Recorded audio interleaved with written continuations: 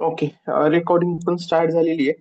तर आज जो आपण पॉइंट बघणार आहे ते म्हणजे जनरल फार्माकोलॉजी. तर आज मी कुणालाच माईकचं ऑप्शन दिलेलं नाहीये, कारण नंतर ती रेकॉर्डिंग व्यवस्थित येत नाहीये. सो तुम्हाला शिकवताना कुठेही डाऊट असेल, कुठेही इश्यू वाटला, तुम्ही आता चॅटमध्ये मला तो इश्यू शेअर करू शकता, किंवा कॉल झाल्याच्या नंतर व्हॉट्सअपला पण तुम्ही मला क्वेश्चन विचारू शकता. आणि जे स्टुडंट रेकॉर्डिंग बघतायत ते पण, तुम्हाला डाऊट असेल रेकॉर्डिंग करताना, कुठला इश्यू असेल, तर ते सिम्पली तुम्ही काय करा, मला व्हॉट्सअपला मेसेज करा, तिथे मी तुम्हाला तो हेल्प करेल. ठीक आहे. तर मित्रांनो, जनरल फार्माकोलॉजी, आता हे जनरल फार्माकोलॉजी जी आहे ना, तर हे आपल्या DHS एक्झाम साठी खूप इम्पॉर्टंट आहे. यावर जर बघितलं ना, तर मॅक्स जर आपण क्वेश्चन बघितले तर याच्यावरती 4 क्वेश्चन्स तुमच्या एक्झाम मध्ये येऊ शकतात. म्हणजे जे आपले 80 क्वेश्चन्स असणार आहेत, त्यापैकी जे 4 क्वेश्चन असतात, हे जनरल फार्माकोलॉजीवर 100% येणार. तर याच्यापेक्षा कधी कधी जास्त पण येऊ शकतात. आणि मित्रांनो, जनरल फार्माकोलॉजीच्या जे काही डेफिनेशन्स आहेत, ज्या काही टर्म्स आहेत, या टर्म्स खूप इम्पॉर्टंट आहे. कारण यावरूनच तुम्हाला काही क्वेश्चनचे आन्सर सॉल्व्ह करता येतात. कारण जनरल फार्माकोलॉजी म्हणजे बेसिक ज्या टर्म असतात फार्माकोलॉजीमध्ये, म्हणजे आपण ज्या वेळेस फार्माकोलॉजी स्टडी करतो, तर त्यावेळेस बेसिक ज्या गोष्टी असतात की जे फार्माकोलॉजी स्टडी करण्यासाठी इम्पॉर्टंट असतात.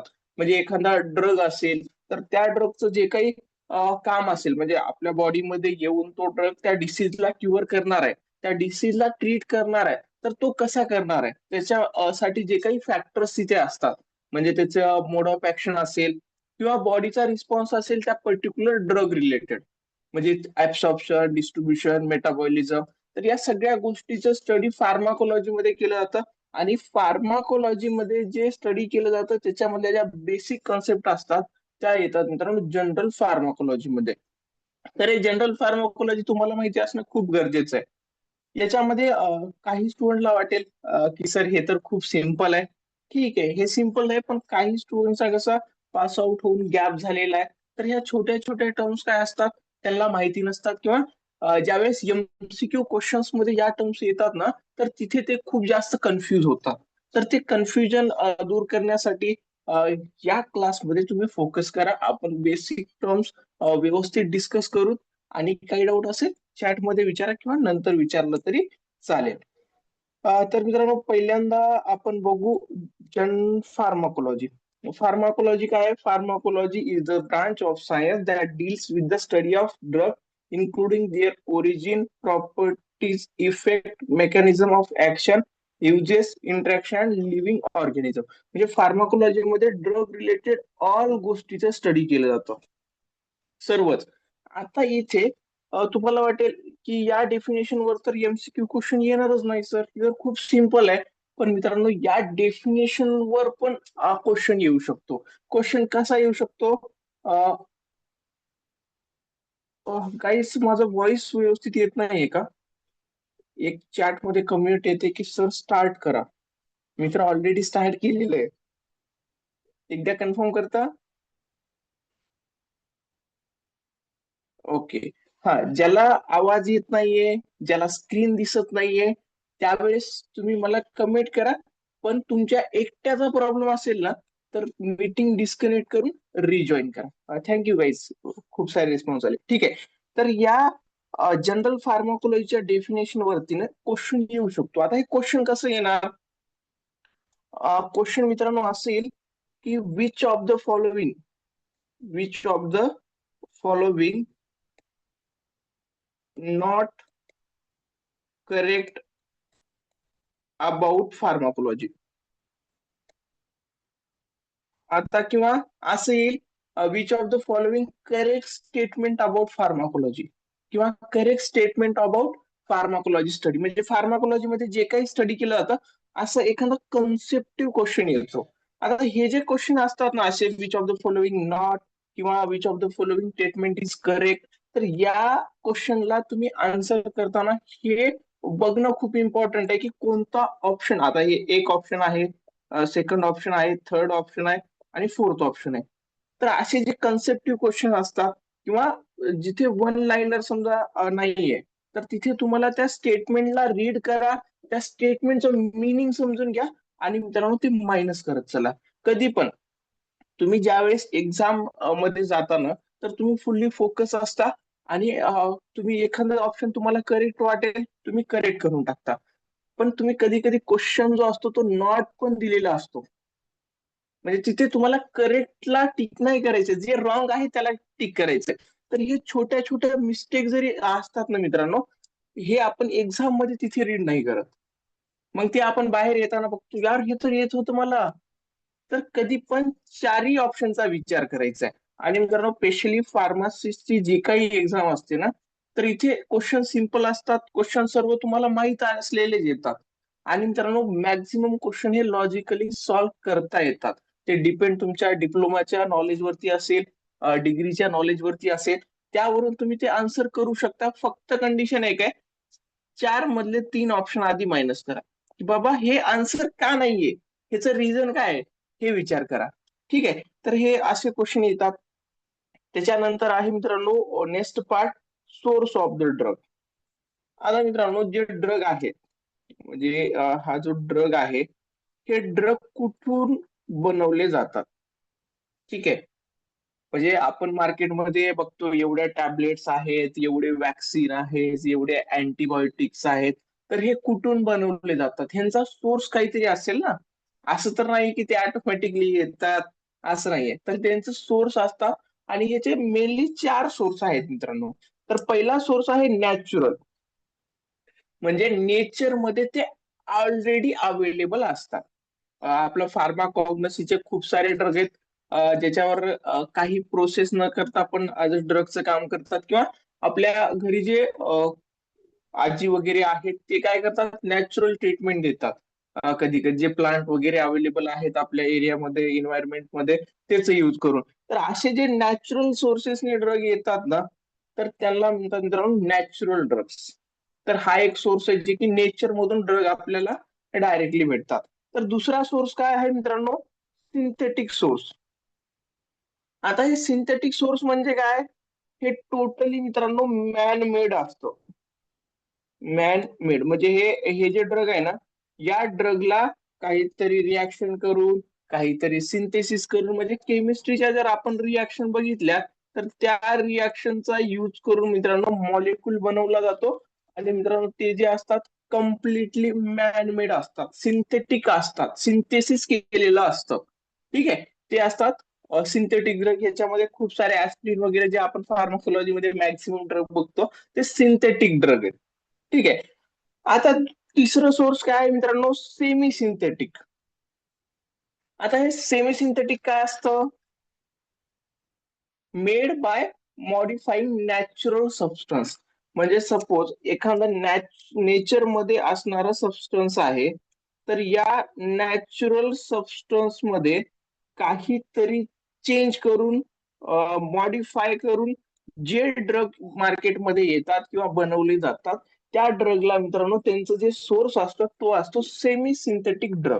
आता ह्याच्यामध्ये जर आपण एक्झाम्पल बघितला, तर मॅक्झिमम अँटीबायोटिक्स वगैरे जे असतात, तर ते सेमी सिंथेटिक असतात. म्हणजे बॅक्टेरियापासूनच काय केलं जातं, अँटीबायोटिक बनवले जातात.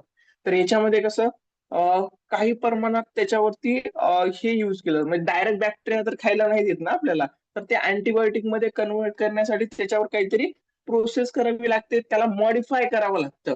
तर असे जे मॉडिफाय केलेले ड्रग असतात, नेचरमध्ये अवेलेबल आहेत पण त्याच्यावर काहीतरी मॉडिफिकेशन केलेलं आहे, तर अशा ड्रगच्या सोर्सला सेमी सिंथेटिक म्हणायचं. आणि मित्रांनो आता एखादा क्वेश्चन जर तुम्हाला असा आला की which of the following drug is semi synthetic, किंवा which of the following drug is synthetic drug, किंवा which of the following is natural drug, किंवा लास्ट जे ऑप्शन आहे बायोटेक्नॉलॉजिकल, म्हणजे आता टेक्नॉलॉजी खूप जास्त पुढे आलेली आहे, त्याच्यामध्ये रिकमेंड इन्सुलिन असेल, असे जे एक्झाम्पल असतात. तर इथे ज्या वेळेस तुम्ही ऑप्शन मध्ये चार ड्रग बघता ना, तर त्या चारही ड्रगचा विचार करायचा आहे. सपोज आता चार ऑप्शन आहेत, त्याच्यामध्ये सपोज तुम्हाला ऍस्पिरिन एक आहे, ऍट्रोपिन आहे, एम्पिसिलिन असेल, आणि हे रिकमेंड मला इन्सुलिन एक असेल. आता याच्यामध्ये जर तुम्हाला क्वेश्चन विचारलं की which of the following synthetic semi synthetic drug, आता तुम्हाला विचार करायचा की बाबा ऍट्रोपिन हे प्लांट पासून भेटतं, हे नॅचरल झाला. दुसरं ऍस्परिन हे सिंथेसिस करून भेटतं, हे झालं. आणि फायनल ऑप्शन हे बायोटेक्नॉलॉजिकल मेथड युज करून केलंय. तर हे अँपिसिलिन आहे ते सेमी सिंथेटिक आहे, बॅक्टेरियापासून बनवलं जातं, पण याच्यामध्ये काहीतरी मॉडिफिकेशन केलेलं आहे, म्हणून आपलं करेक्ट ऑप्शन हे असणार आहे. सो तुम्हाला ज्यावेळेस पण एमसीक्यू ला तुम्ही फेस करताय ना मित्रांनो, तर त्यावेळेस तुम्हाला तुमची थिंकिंग अशी ठेवावी लागेल की हे आन्सर का रॉंग आहे आणि हे का राईट आहे. हे क्वेश्चन कधी पण सॉल्व्ह करताना विचारायचं वाय, म्हणजे का.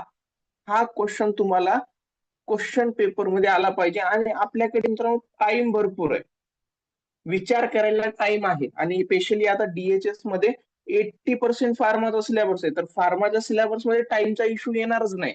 तुम्हाला त्याचा स्टडी केलेला असेल ना, विदिन 15 सेकंडच्या आत मित्रांनो तुम्हाला आन्सर येतं.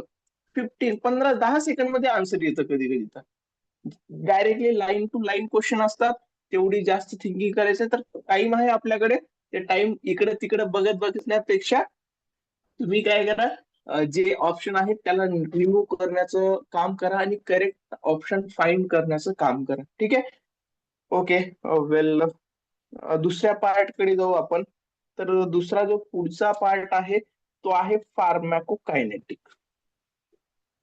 आता फार्माकोलॉजी मध्ये ना दोन टर्म्स खूप इम्पॉर्टंट आहेत, आणि यावरती तुम्हाला 100% क्वेश्चन येणार. 100% पेक्षा जर जास्त पर्सेंट असेल ना, 1000% पण क्वेश्चन मित्रांनो यावरती तुम्हाला येणार आहे.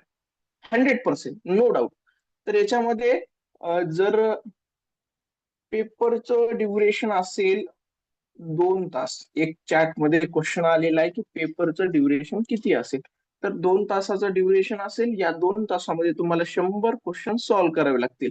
म्हणजे एका क्वेश्चनला 1 मिनिट पेक्षा जास्त टाइम तुमच्याकडे असेल तर इनफ टाइम तुमच्याकडे असणार आहे. टाइमचा इश्यू नाहीये. ठीक आहे. ओके. तर ह्याच्यामध्ये फार्मॅको कायनेटिक्स आणि फार्मॅको डायनॅमिक्स. आता हे फार्मॅकोकायनेटिक्स आणि फार्मॅकोडायनामिक्स या दोन डेफिनेशन मध्ये स्टुडंटचं खूप कन्फ्युजन होतं. म्हणजे काही स्टुडंट तर मी असे बघितले की त्यांना फार्माकोलॉजी त्यांनी शिकली, ते पासही झाले युनिव्हर्सिटीमध्ये, आणि त्यांना या दोन डेफिनेशनचं कन्फ्युजन अजून त्यांच्या डोक्यात आहे. अजून जर सपोज आता जरी क्लासमध्ये ना, म्हणजे मी तर तुम्हा सर्वांना एकदम हुशार, एकदम हे समजतो, तरी पण असे 5-6 लोक निघतील ज्यांना फार्मॅकोकायनेटिक आणि फार्मॅकोडायनामिकचा डिफरन्स माहिती नसणार, किंवा ते काही दिवसांनी आधी फार्मसी झालेली असेल ते माहिती नसतं. ते नॅचरल आहे, सगळ्यांना जातं. मला पण तसंच होतं. आता मी 7 वर्षापासून टीचिंग क्षेत्रामध्ये आहे, पण मला सगळ्या गोष्टी पाठ नसतात ना, मी पण ह्युमन आहे. सो कुणाला पण कुठलीही छोटासा प्रॉब्लेम असेल, छोटीशी टर्म जरी येत नसेल, विचारत चला, आपण सॉल्व्ह करू. आपण हेल्प करण्यासाठी आहोत इकडे. ठीक आहे. तर याच्यामध्ये आता फार्मॅकोकायनेटिक आपण पहिल्यांदा समजून घेऊ. तर फार्मॅकोकायनेटिक मित्रांनो, हे खूप इम्पॉर्टंट आहे. तर आपण ज्यावेळेस एखादा पण ड्रग मॉलिक्यूल काय होतो, इंट्रोड्यूस करतो किंवा बनवतो. सपोज सायंटिस्टने सपोज ऍस्पिरिन ही टॅबलेट बनवलेली आहे. आता ही टॅबलेट बनवताना, ही टॅबलेट डिझाईन करताना ते लोक फार्मॅकोकायनेटिकचा विचार करतात. किंवा आपण पॅरासिटामॉल टॅबलेट बनवली. आता या पॅरासिटामॉल टॅबलेटला बनवलं, ओके, ही पॅरासिटामॉल टॅबलेट फीवर कंट्रोल करते. ठीक आहे. आता हे जरी सायंटिस्टला माहिती असेल की यार हा जो मॉलिक्यूल आहे, हा पॅरासिटामॉल असेल किंवा हा जो ऍस्पिरिन असेल, तर हा फिवरला कंट्रोल करतोय किंवा एनएसएडीज आहे पेन किल करतोय, तर याच्यामध्ये हे त्यांना माहिती असेल की हा मॉलिक्यूल या डिसीजला क्युअर करण्यासाठी ओके. पण या मॉलिक्यूलला बॉडीमध्ये इंटर करण्यासाठी, बॉडीमध्ये जाऊन त्याचा इफेक्ट दाखवण्यासाठी, बॉडीमध्ये जाऊन त्या डिसीजला क्युअर करण्यासाठी त्या मॉलिक्यूलला डिझाईन करावं लागतं. डिझाईन कसं करणार, ते डिपेंड असतं आपल्या बॉडीवरती. म्हणजे बॉडीचे जे नॉर्मल फंक्शन असतात त्या फंक्शन्सला व्यवस्थित सूट करावा, त्या नॉर्मल फंक्शनचा जे काही बॉडीची नॉर्मल फंक्शनॅलिटी असेल त्या फंक्शनला सोबत चालूनच तो ड्रग इफेक्ट दाखवेल. सपोज आता मी जे पॅरासिटामॉल म्हणलं हा मॉलिक्यूल फिवर कंट्रोल करतोय, पण हा मॉलिक्यूल बॉडीमध्ये इंटरेस्ट करत नसेल तर, त्या पर्टिक्युलर रिसेप्टरला जवळ जाऊन इफेक्ट दाखवतच नसेल तर, त्याला जाण्यासाठी काहीतरी प्रोसेस असेल ना. म्हणजे पेशंट कन्झ्युम करणार, तो पेशंटच्या इंटेस्टाईन मध्ये जाणार, त्याच्यानंतर तो ब्लड थ्रू काय करणार, साईट ऑफ ऍक्शन वरती जाणार.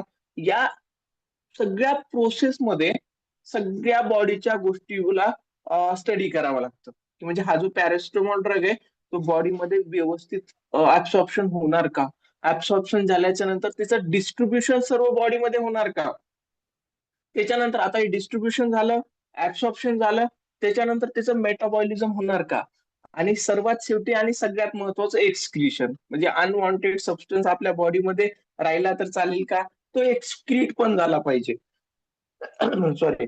सो जेव्हा आपण एक एक सेकंड.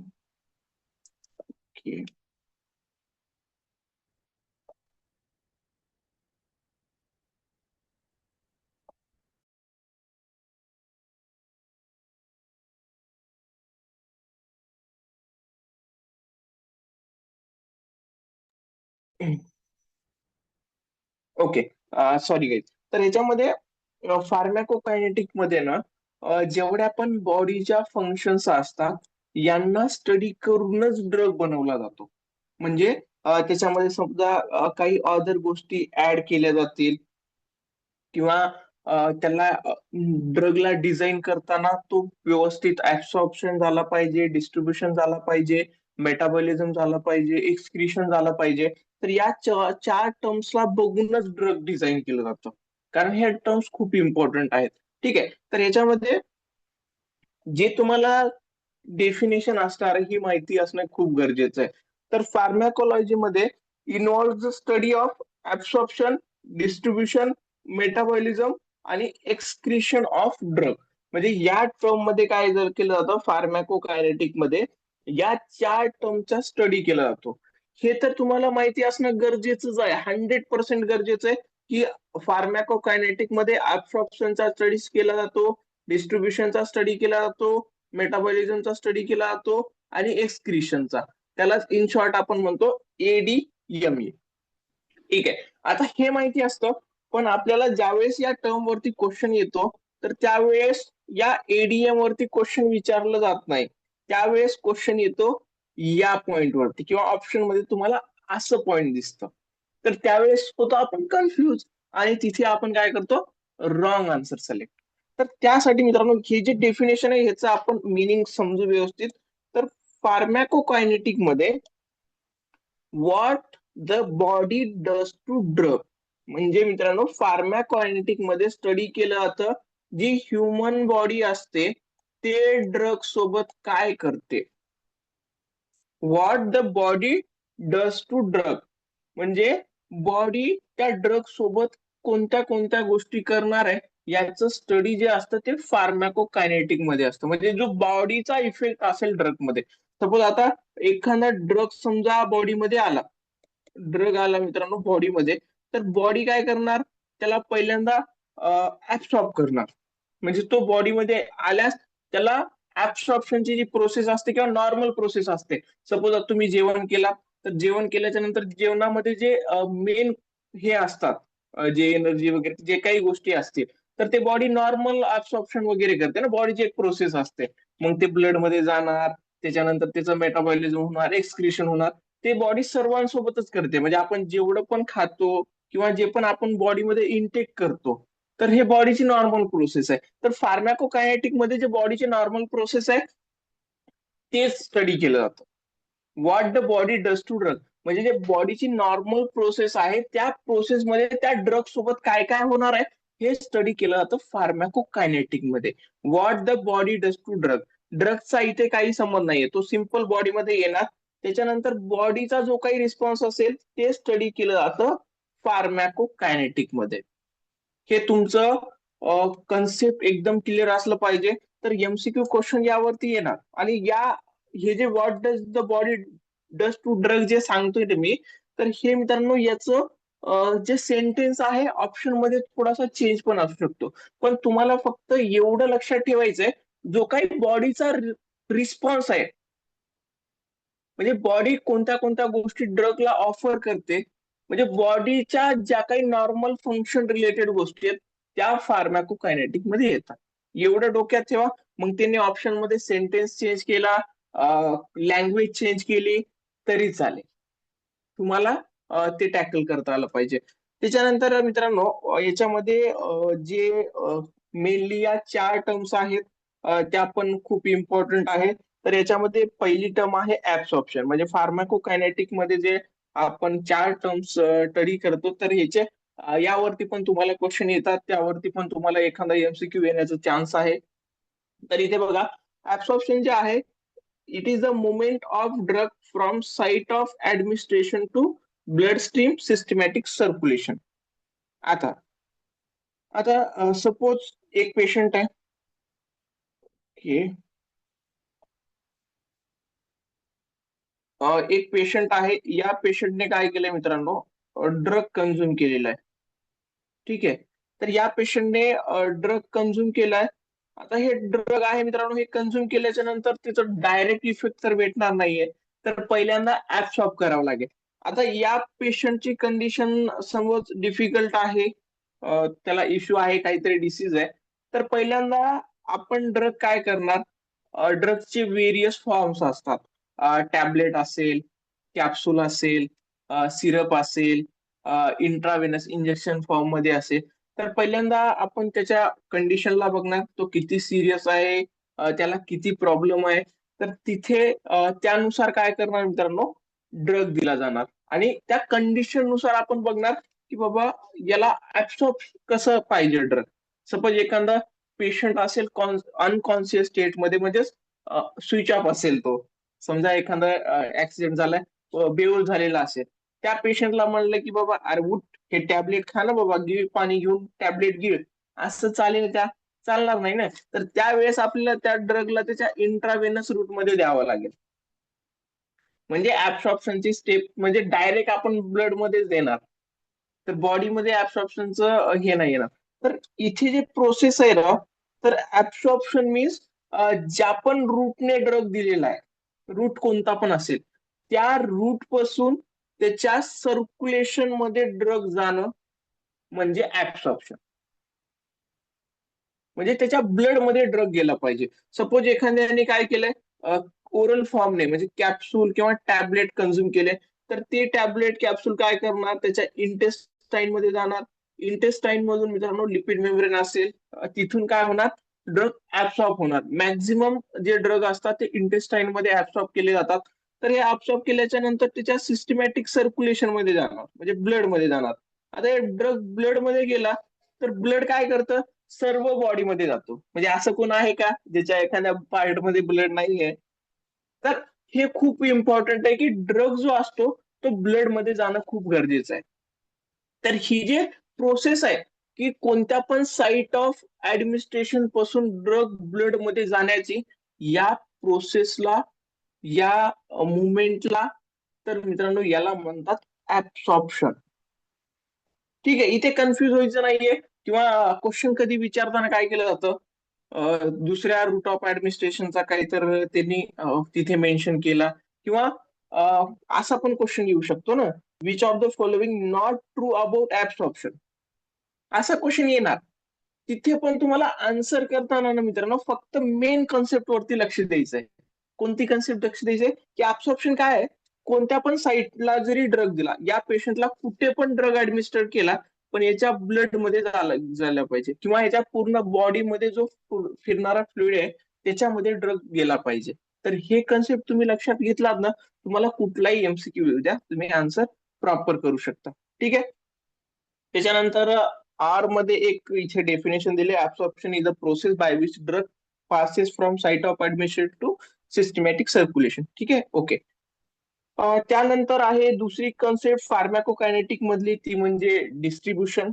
डिस्ट्रीब्युशन काय, distribution is the process by which a drug is not drug is dispersed throughout the fluid and tissue of the body after it enter the systematic circulation. ठीक आहे. Distribution. आता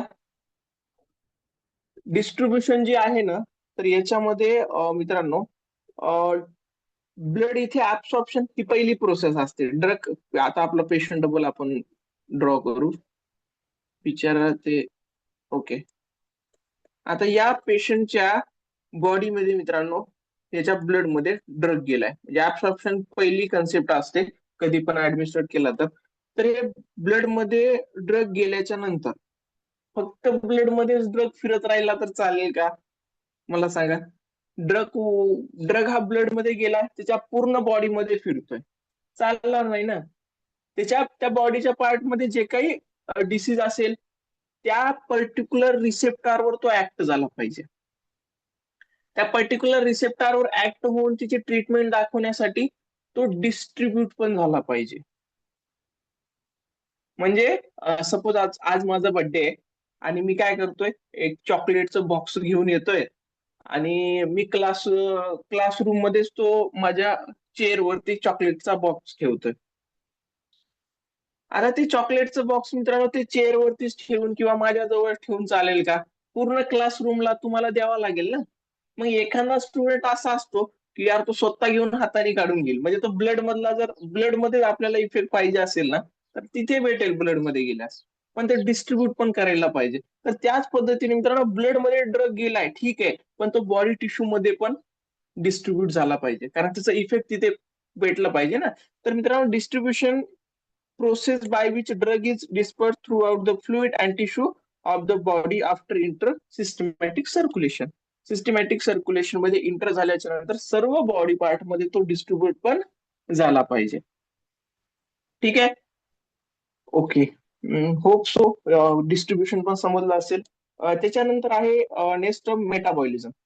Metabolism is also called biotransformation, mostly in liver, convert drug into metabolite. आता मित्रांनो, जे drug असतं ते मेटाबॉलाइट मध्ये convert होतं. बायो मेटाबॉलिझमच्या वेगवेगळ्या रिॲक्शन्स पण आहेत, त्या आपण नेक्स्ट पार्ट मध्ये बघू. पण आता जे डेफिनेशन आहे मेटाबॉलिझम, हे एवढंच लक्षात ठेवा की काय होतं, मेटाबॉलाइट मध्ये ड्रग काय होतो, कन्वर्ट होतो. त्याला बायो ट्रान्सफॉर्मेशन पण म्हणलं जातं. आणि हे मोस्टली कुठे होतं मित्रांनो, कोणत्या ऑर्गन मध्ये होतं, ते म्हणजे लिव्हर मध्ये होतं. म्हणजे मेटाबॉलाइट मध्ये कन्वर्ट करणं पण का गरजेचं आहे, कारण एक्सक्रिशन मध्ये पण याची हेल्प होते. म्हणजे एखादा ड्रग आहे तो मेटाबॉलाइट मध्ये कन्वर्ट होऊनच तो काय होतो, एक्सक्रीट होतो. तर मेटाबॉलिझम मध्ये एवढंच लक्षात ठेवा, metabolism also called as bio transformation, कारण हे पण तुम्हाला एखाद्या वेळेस विचारू शकतात. म्हणजे असं मेटाबॉलिझमच येणार नाही एमसीक्यू मध्ये. बायो ट्रान्सफॉर्मेशन पण मेटाबॉलिझमला म्हणलं जातं. मेनली मेटाबॉलिझम कुठं होतं मित्रांनो, लिव्हर मध्ये होतं. कशामध्ये ड्रग कन्वर्ट होतो, मेटाबॉलाइट्स मध्ये. ठीक आहे. हे झालं. त्याच्यानंतर जी नेक्स्ट टर्म आहे मित्रांनो, ती म्हणजे एक्सक्रीशन. जसं मी ऑलरेडी म्हणलं की समजा एखादा ड्रग आपल्या बॉडी पार्ट मध्ये आहे, तर तो तिथेच राहून चालेल का? त्याला बाहेर फेकलं गेलं पण गरजेचं आहे. ठीक आहे. आता समजा एखादा स्टुडंट आपल्या बॅच मध्ये खूप खराब आहे, खूप हे करतोय. आता मी काय करणार, त्याला एक्सक्रीट करून टाकणार, मी रिमूव्ह करणार. तुमच्यापैकी तर असा तर कुणी नाही आतापर्यंत.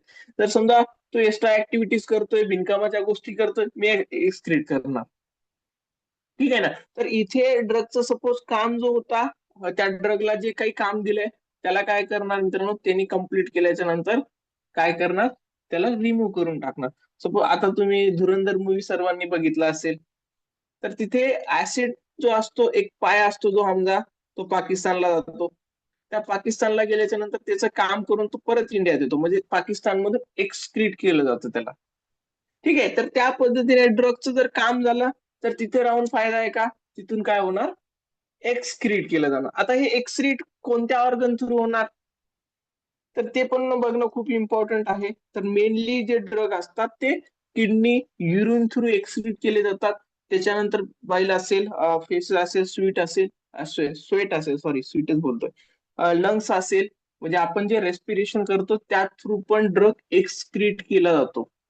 आपण युरिन करतोय, युरिन थ्रू काय केला जातो, ड्रग एक्सक्रीट केला जातो. आपल्याला घाम येतोय, त्या घामा थ्रू आपल्या ह्याच्या थ्रू पण ड्रग काय होतं, एक्सक्रीट केला जातो, म्हणजे बॉडी मधून रिम्यूव्ह होतो. ठीक आहे. होप सो या 4 डेफिनेशन समजल्या असतील, त्याचबरोबर फार्मॅकोकायनेटिक तुम्हाला समजलं असेल. या खूप इम्पॉर्टंट आहे, त्याच्यामुळेच मी खूप जास्त वेळ देतोय. आता जर बघितलं तर आपण किती वेळ झाला हे डिस्कशन करतोय. ठीक आहे, मला टाइम मॅटर नाही करत, मला तुम्हाला समजतंय का हे मॅटर करतंय. मी टाइम देतोय, आपल्याकडे खूप टाइम आहे. आणि हे मित्रांनो, हे वरच्या ज्या डेफिनेशन आहेत, हे डेफिनेशन आहेत, हे तुमचे 2 मार्क आहेत. ठीक आहे, हे तुमचे 2 मार्क आहेत, हे फक्त डेफिनेशन नाही. ओके. त्याच्यानंतर जी नेक्स्ट टर्म आहे ते म्हणजे फार्मॅको डायनॅमिक्स. पहिला आपण फार्मॅको कायनेटिक स्टडी केला, आता आपण बघू फार्मॅको डायनॅमिक्स. आता मित्रांनो, वरी जे डेफिनेशन होते तिथे आपण बॉडीचा विचार करत होतो फार्मॅको कायनेटिक मध्ये. तर इथे जे आहे ना मित्रांनो, तर इथे विचार फक्त आणि फक्त ड्रगचा करायचा आहे. म्हणजे आपण वरती बॉडीचा रिस्पॉन्स बघत होतो, पण याच्यामध्ये फार्मॅको डायनॅमिटिक मध्ये ड्रगचा रिस्पॉन्स असणार आहे.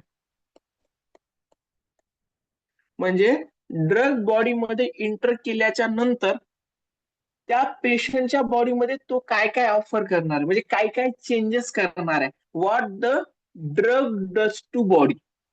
म्हणजे तो बॉडीमध्ये आपला पेशंट परत ड्रॉ करू. ओके, ठीक आहे. या पेशंटने ड्रगचा रिस्पॉन्स आपण वरती बघितला, पेशंट देतो, याची बॉडी देते. पण आता हे ड्रग याच्या बॉडीमध्ये येऊन काय काय चेंजेस करणार आहे. म्हणजे ड्रग काय करणार, बॉडीमध्ये इंटर केल्याच्या नंतर त्याचं बॉडी ऍब्सॉर्प्शन करणार आहे.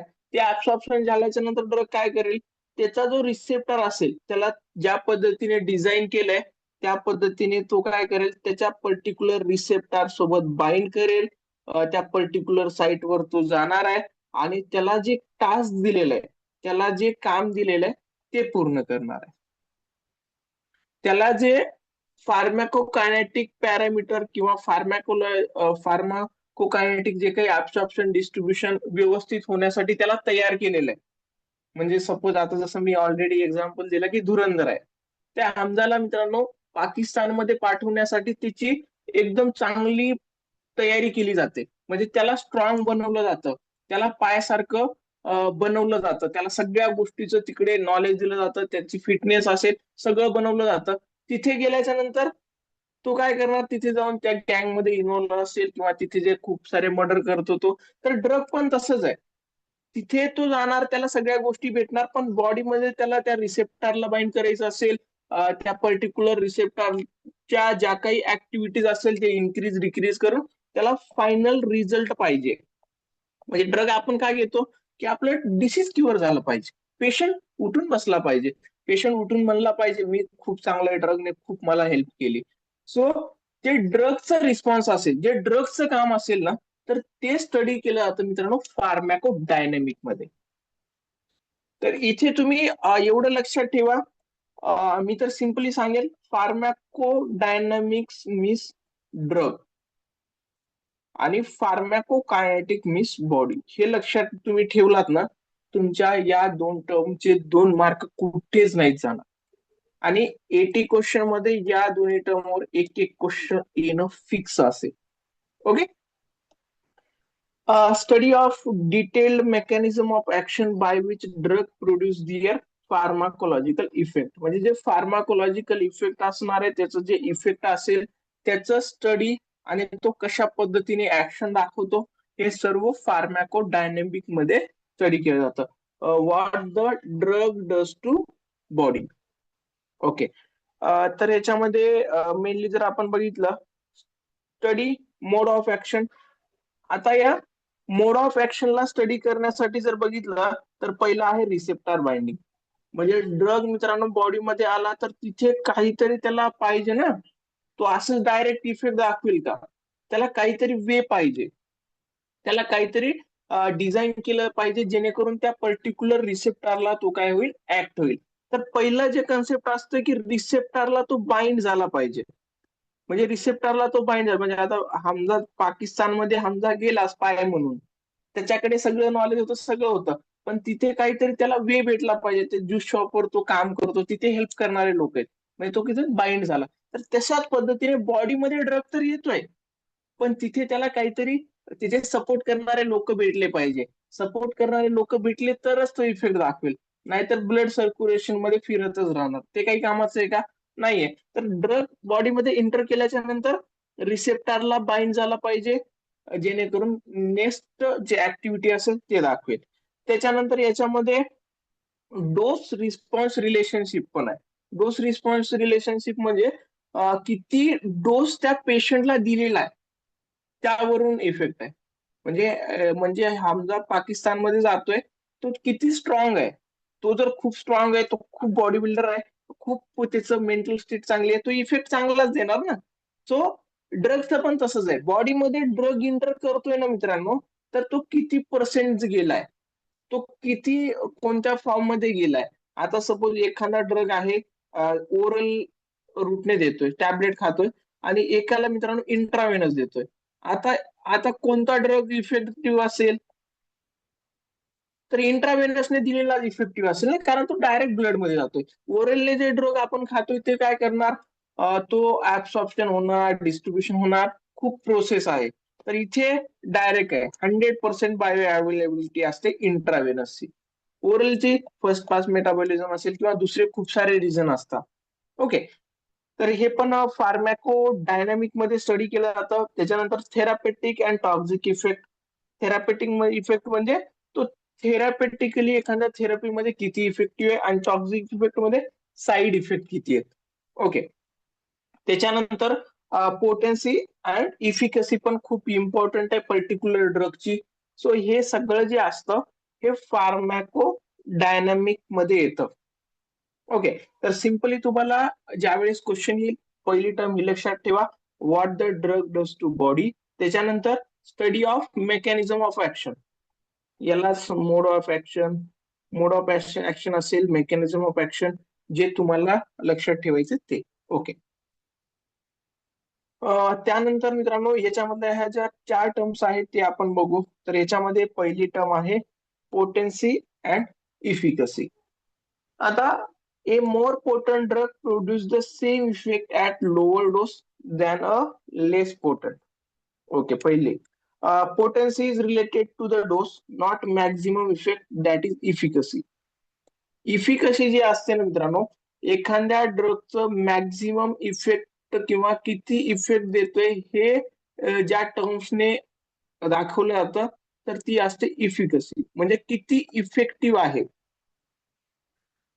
आपण बोलतो ना की यार तो खूप इफेक्टिव्ह आहे, किंवा किती इफेक्टिव्ह सर शिकवतात, त्याचा इफेक्ट कसा आहे. तर हे मित्रांनो इफिकसी मध्ये येतं. आणि पोटेन्सी म्हणजे मित्रांनो, सपोज आता इथे एक्झाम्पल दिलंय, ए ड्रग ए. आता ही पण आपण ड्रॉ करू. एक ड्रग ए आहे आणि दुसरा आहे drug B. Produce pain relief at 5 mg. आता हे जे ड्रग आहे ए, हा ड्रग 5 mg मध्येच काय करतो मित्रांनो, पेन रिलीफ करतो. आणि दुसरा ड्रग आहे ड्रग बी. आता हा ड्रग बी पेन रिलीफ करण्यासाठी मित्रांनो किती mg ड्रग घेतोय, 50 mg. आता मला सांगा, या दोन्ही ड्रग मध्ये मोर पोटेन्सी कोणत्या ड्रगची असेल? मोर पोटेन्सी ऑब्विसली ड्रग याची असेल. का असेल? कारण तो कमी डोस मध्ये तो इफेक्ट दाखवतोय. आता इथे तुम्हाला कन्फ्युज व्हायचं नाहीये. आता समजा दोन ड्रग आहेत. आता पेन किलर साठी मित्रांनो तुम्ही नॉर्मली कोणता ड्रग युज करता? NSAIDs असेल, non non steroidal anti inflammatory drugs. आता NSAID आहे, आणि याच्याच विरोधात दुसरं ड्रग आहे सपोज मॉर्फिन. मॉर्फिन पण पेन किलर करतो ना, नार्कोटिक सबस्टन्स असेल. आता NSAID ला पेन रिलीफ करण्यासाठी मित्रांनो 50 mg लागत असेल, पण हे मॉर्फिन मित्रांनो ते 1 mg मध्ये काम करतोय.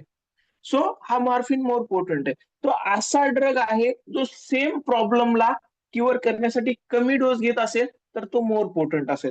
तर तुम्हाला इथे एखादा क्वेश्चन, एखादा एक्झाम्पल इथे येऊ शकतो की बाबा असे दोन ड्रग आहेत, आणि एक ड्रग एवढ्या डोसमध्ये त्या डिसीजला क्युअर करतोय, आणि एक ड्रग मॅक्झिमम डोसला क्युअर करतो, जास्त डोसला. तर ज्या डोस जो डोस कमी असेल तो ड्रग मोर पोटंट असेल, आणि ज्या ड्रगचा डोस जास्त असेल तो लेस पोटंट असणार आहे. सॉरी. ओके. नेक्स्ट टर्म असणार आहे. एक सेकंड.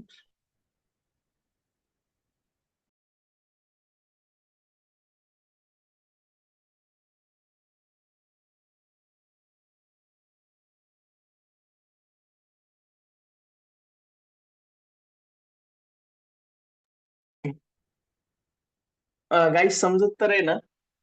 चॅट मध्ये क्वेश्चन विचारत चला. एक चॅट मध्ये एक पॉइंट आलेला आहे, की डीएचएस एक्झाम ऑनलाईन असते का? ओके, डीएचएस मित्रांनो कॅम्प्युटर बेस असते. ही ऑनलाईनच होणार. ठीक आहे. गाईज समजतंय ना? चॅट मध्ये एखादा yes no please. Okay, thank you. तर आपण पोटेन्सी बघितली. इफिकसी म्हणजे सिम्पली इफेक्ट असेल. ओके. त्याच्यानंतर मित्रांनो जे नेक्स्ट टर्म आहे ते आहे थेरॅपेटिक अँड टॉक्सिक इफेक्ट. याच्यामध्ये पण असं काही सांगण्यासारखं, एक्सप्लेन करण्यासारखं नाहीये, नावातच आहे. The therapeutic effect is related to the drug mechanism of action and its ideally specific to the disease or condition being treated. म्हणजे तो थेरॅपेटिकली किती इफेक्टिव्ह आहे, तर हे म्हणजे थेरॅपेटिक इफेक्ट. म्हणजे त्याचं मोड ऑफ ऍक्शन असेल, तो किती आयडियली काय करतोय, स्पेसिफिक डिसीजला, स्पेसिफिक कंडिशनला ट्रीट करतोय. सपोज एखादा ड्रग डिझाईन केलाय आणि एखादा डिसीज आहे पेशंटला, त्या डिसीज झालेल्या पेशंटने ड्रग कन्झ्युम केला आणि त्याचा डिसीज क्युअर होतोय, तर ते झालं थेरॅपेटिक इफेक्ट. आणि जे हार्मफुल इफेक्ट असतात, म्हणजे असं तर नाहीये, जेवढे पण ड्रग असतात मित्रांनो त्यांचे साईड इफेक्ट आहेत. म्हणजे मार्केटमध्ये या जगात असा ड्रग आलाच नाही ज्याचे साईड इफेक्ट नाही. काही ना काही साईड इफेक्ट असणार, काही ना काही त्याचे प्रॉब्लेम असणार. हा, काही आयुर्वेदिक ड्रग आहेत, आयुर्वेदिक वेगळे कन्सिडर करा तुम्ही, पण सर्वच ड्रगचं टॉक्झिक इफेक्ट असतो.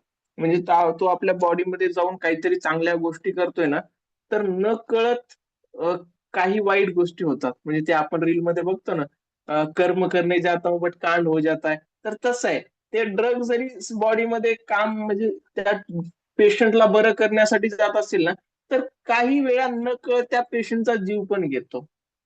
त्या पेशंटला काहीतरी असा साईड इफेक्ट पण दाखवतो. ठीक आहे. तर हे जे असतात ते असतं मित्रांनो toxic effect. These are harmful unwanted effect that occurs when the drug is given excess or when it interact undesirably with the body. म्हणजे बॉडीमध्ये जाऊन काहीतरी अननेसेसरी गोष्टी करतोय. ठीक आहे. यानंतर मित्रांनो ही जे कन्सेप्ट आहे ना ही खूप इम्पॉर्टंट आहे. मे बी तुमचे 2 मार्क्स हे आहेत. ही जे स्लाइड आपण बघतोय, ही स्लाइड आणि नेक्स्ट स्लाइड हे तुमचे 2 मार्क्स असणार आहेत. तर काय आहे receptor binding? Receptor binding is a process by which a drug or endogenous substance attached to the specific receptor site or within a cell produce effect. म्हणजे आपला ड्रग जो आहे मित्रांनो तो बॉडीमध्ये गेल्याच्या नंतर त्याला काहीतरी वे पाहिजे ना, कुठेतरी तो काय करणार, अटॅच होणार आहे. तर तो जे अटॅच होण्याची साईट आहे त्याला मित्रांनो रिसेप्टार म्हणलं जातं. आता हे रिसेप्टार मित्रांनो याला बाइंड करण्यासाठी ना एक साईट असते. तर याच्यामध्ये नेक्स्ट 2 कन्सेप्ट आहेत, आणि ते ड्रग त्या रिसेप्टरला बाइंड करून अशा पद्धतीने सपोज त्या रिसेप्टरची साईट आहे, या रिसेप्टर आपला ड्रग इथे बाइंड करणार आहे, आणि याला ड्रग बाइंड झाला. सपोज हा ड्रग असा एक, सपोज एक मिनिट, आपला ड्रग सपोज इथे आला आणि हा ड्रग इथे बाइंड झालाय. त्याच्यानंतर हा जो रिसेप्टर आहे, या रिसेप्टरला आपला ड्रग काय करेल, काम देणार आहे. म्हणजे त्याचा काही जो काही फार्माकोलॉजिकल ऍक्शन असेल, मोड ऑफ ऍक्शन असेल, ऍक्टिव्हेट झाल्याच्या नंतर त्या रिसेप्टरचं जे काम असेल ते सगळं काम करून तो काय करणार आहे, इफेक्ट दाखवणार आहे. पण या इफेक्ट दाखवण्यासाठी रिसेप्टरची बाइंडिंगला साईट असते, त्याला बाइंड झाला पाहिजे ड्रग येऊन. ठीक आहे, तर याच्यामध्ये मित्रांनो जर आपण बघितलं तर दोन कन्सेप्ट आहेत रिसेप्टर बाइंडिंग मध्ये. पहिली जी आहे ते म्हणजे अगोनिस्ट. पहिली कन्सेप्ट खूप इझी आहे, पण स्टुडंट ज्यावेळेस एक्झाम मध्ये जातात ना त्यावेळेस कन्फ्युज होतात. Agonist is a drug which combines with the specific receptor, activate it and initiate response. याच्यामध्ये काही डोकं लावायची गरज नाहीये. अगोनिस्ट म्हणजे अगोनिस्ट मध्ये सिंपली ड्रग आहे, तो काय करणार, अगोनिस्ट रिसेप्टरवर जाणार, त्याला बाइंड करणार आणि रिस्पॉन्स प्रोड्यूस करणार. अगोनिस्ट मध्ये डोकं लावायची गरज नाहीये. आता इथे एक्झाम्पल मध्ये बघितलं, कोलर्जिनिक ड्रग असेल, तो ऍक्टिव्हेट करणार कोलिनो रिसेप्टरला आणि रिसेप्टरला ऍक्टिव्हेट केल्याच्या नंतर त्याचा रिस्पॉन्स इथे ऑटोमॅटिक काय होणार आहे, भेटणार आहे.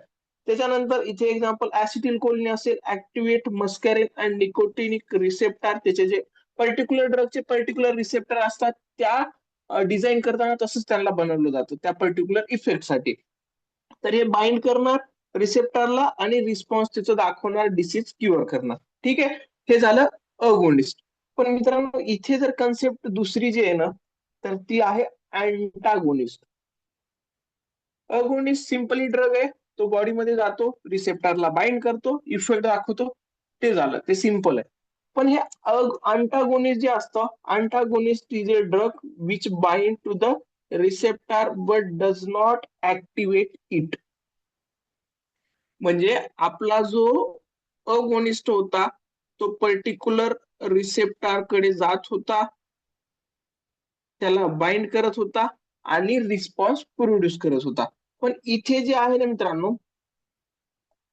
आता इथे हा सपोज आहे आपला रिसेप्टर. ओके, आता या रिसेप्टरला आपला ड्रग ज्यावेळेस बाइंड होतोय,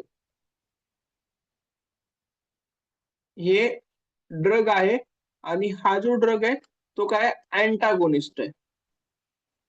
आता हा बाइंड केल्याच्या नंतर मित्रांनो या रिसेप्टरला ऍक्टिव्हेट नाही करत, नॉट ऍक्टिव्हेट.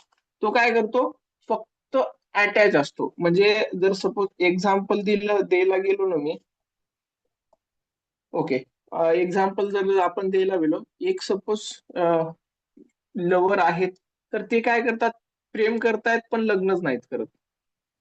म्हणजे त्यांचं प्रेम तर आहे एकमेकावर, पण ते लग्न नाही करत, तिथे स्टॉप होतात. तर आगोनिस्ट असंच आहे.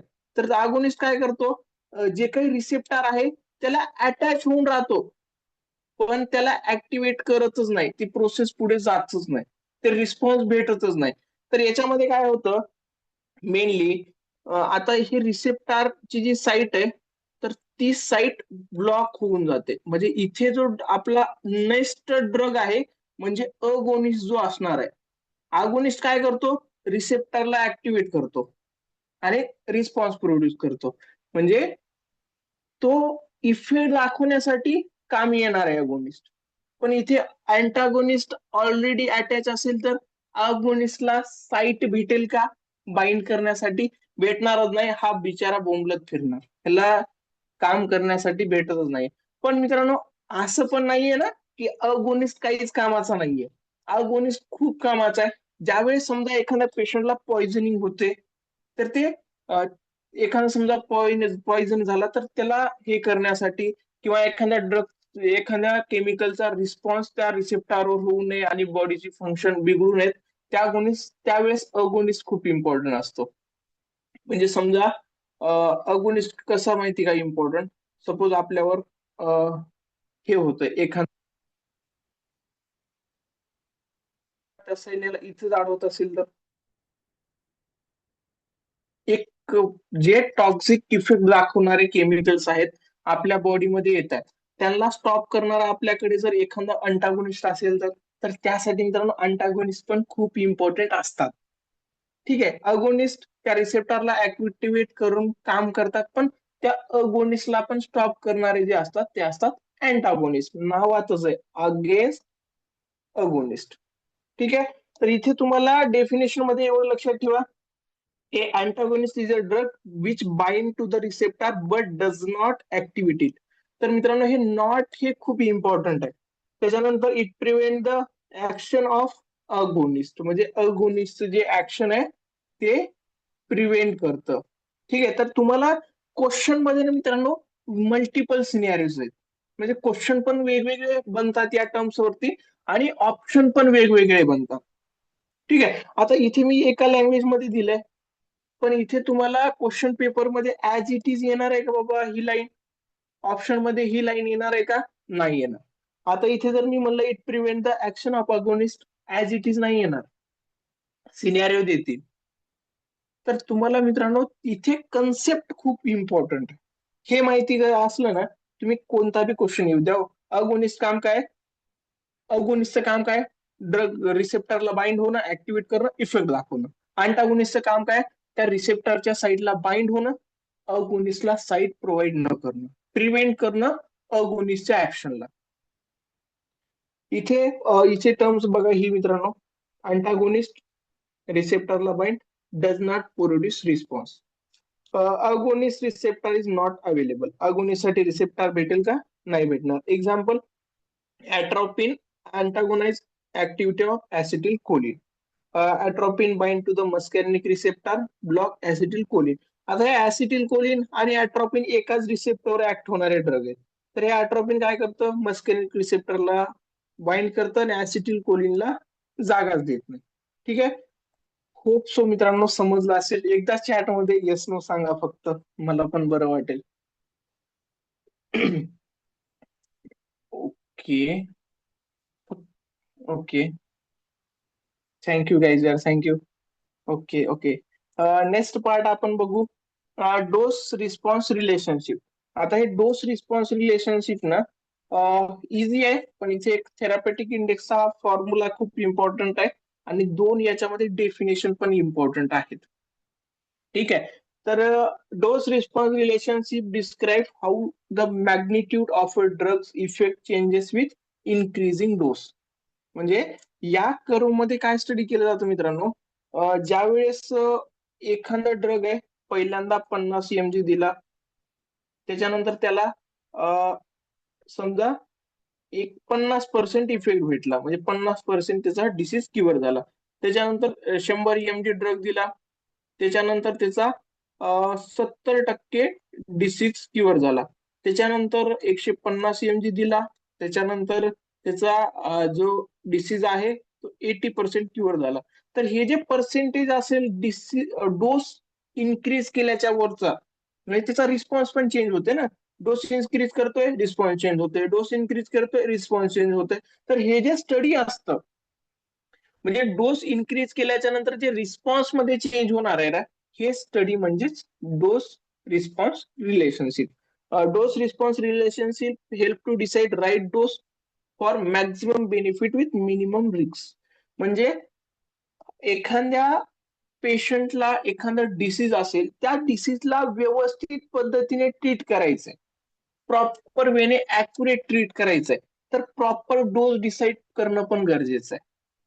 म्हणजे त्या डिसीजची इंटेन्सिटी काय आहे, त्याची सिरियसनेस काय आहे, त्यानुसार डोस पण खूप गरजेचं आहे. डोस डिसाईड करणं पण गरजेचं आहे, जेणेकरून त्या डिसीजला व्यवस्थित क्युअर करता येईल आणि त्याचं मॅक्झिमम डोस देता येईल. म्हणजे समजा मी इथे जसं इथे 50 mg मध्ये बोललो होतो की 50% इफेक्ट दाखवतोय, 70 mg मध्ये बोललो होतो की समजा काहीतरी तो 80% इफेक्ट दाखवतोय, पण इथे जो 100% इफेक्ट दाखवतोय डोस, तर तो डोस मित्रांनो डिसाईड करायला पाहिजे. कारण मॅक्झिमम बेनिफिट पाहिजे, तो डिसीज तर क्युअर काय, तर 100% क्युअर ज्या डोसने होणार आहे, तर ते डोस पाहिजे. इम्पॉर्टंट आहे. यानंतर आहे मित्रांनो, as the dose increases the response increases up to maximum effect. तर मित्रांनो ई मॅक्स जो असतो ना, पर्टिक्युलर ड्रगचं मॅक्झिमम इफेक्ट असतो त्या पर्टिक्युलर डोसने, त्याला इमॅक्स म्हणतात. आणि मित्रांनो इथे थेरापेटिक इंडेक्सच्या ह्या दोन LD50 आणि ED50, लिथल डोस आणि इफेक्टिव्ह डोस जो आहे ना, तो आपण नेक्स्ट क्लासमध्ये बघू. आणि मित्रांनो उद्या काल मी शेड्यूल मध्ये ना हे सांगितलं होते की उद्या सुट्टी असेल, पण मित्रांनो उद्या सुट्टी नसेल. सुट्टी कधी द्यायची मी सांगेन. ठीक आहे. आपण पार्ट लवकर लवकर करू. उद्या तर सुट्टी नाही भेटणार. मी नंतर पोल घेऊन ते डिसाईड करेल, ते सांगेन. ठीक आहे. एक सेकंड, मी रेकॉर्डिंग स्टार्ट करतो.